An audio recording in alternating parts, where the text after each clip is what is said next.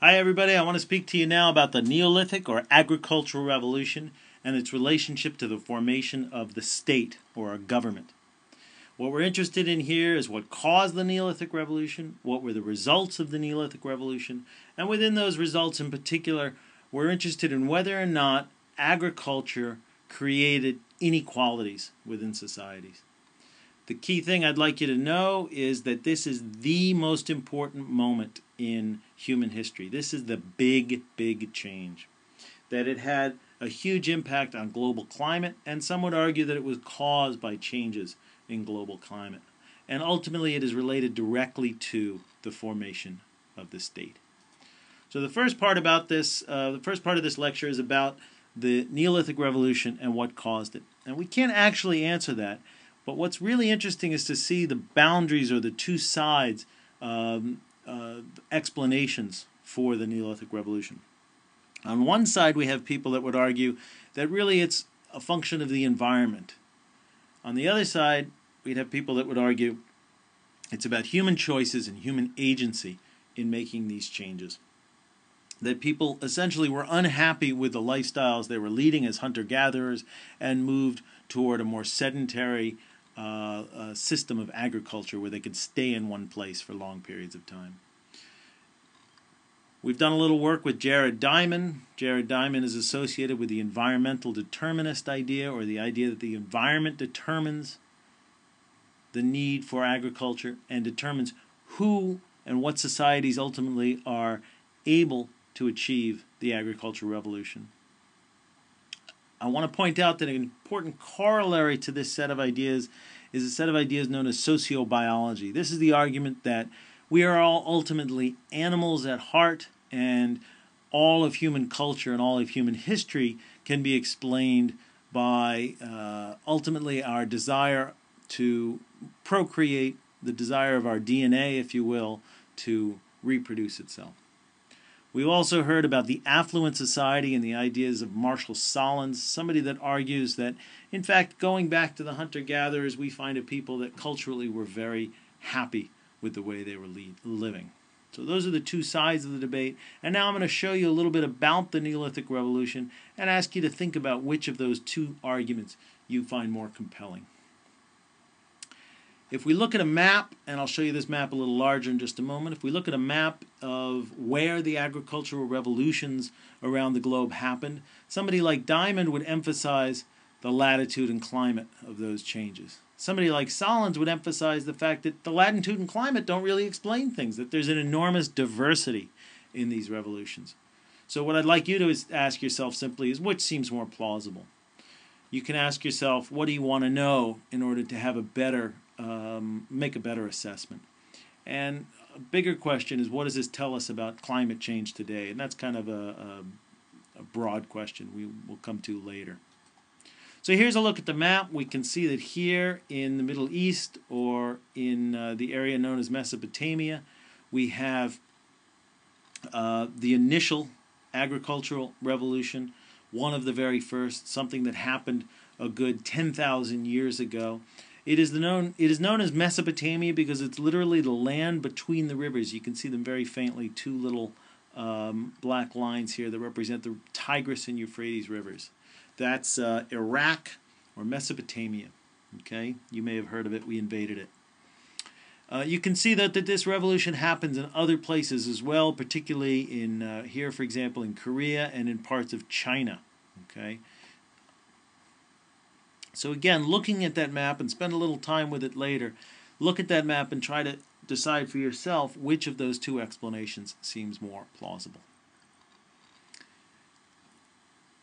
One thing that's especially interesting is whether or not humans were kind of pushed toward agriculture.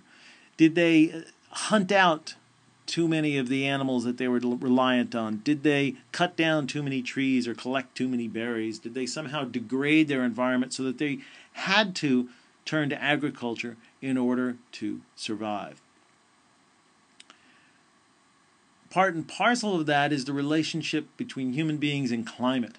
Arguably, climate change drove people towards agriculture, but also we know that there are some very strange anomalies or odd bits of data within the record, the ice core record of this period about 10,000 years ago when agriculture began.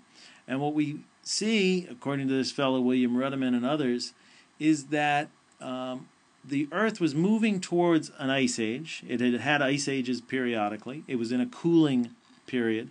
And the cutting down of trees and the creation particularly of these terraced fields in Asia caused an increase in global warming or greenhouse gases in the atmosphere, and ultimately drove the climate towards a warming period.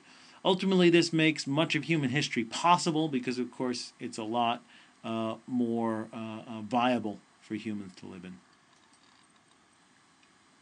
So the second part of this question, first we talked about the revolution itself. Now we want to explore how is it related to the state? How is it related to the formation of large-scale civilizations with governments, run typically by kings, but also other governments later in history? The standard argument is that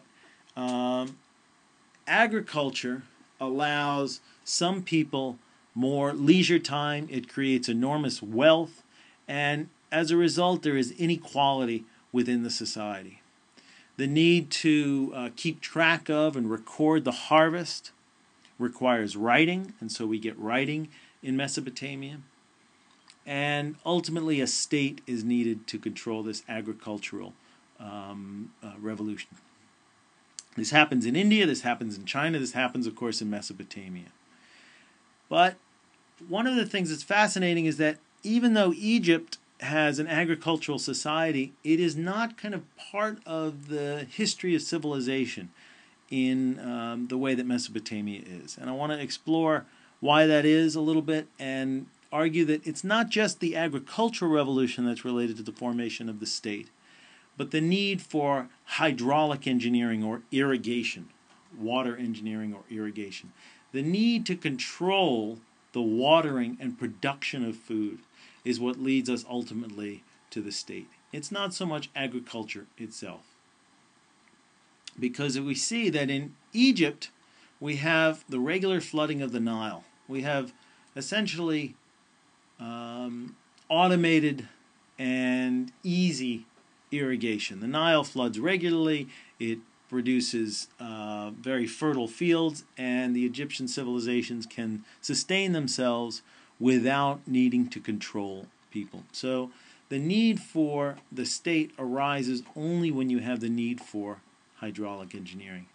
And of course, that's happening in Mesopotamia. We have now what I would say is an irrigation revolution as opposed to an agricultural revolution. And you're going to spend some time looking at Hammurabi's code, which was etched in stone about 5,000 years ago, but in fact is much older than that. It's just that that's the written version that we have is about 5,000 years old.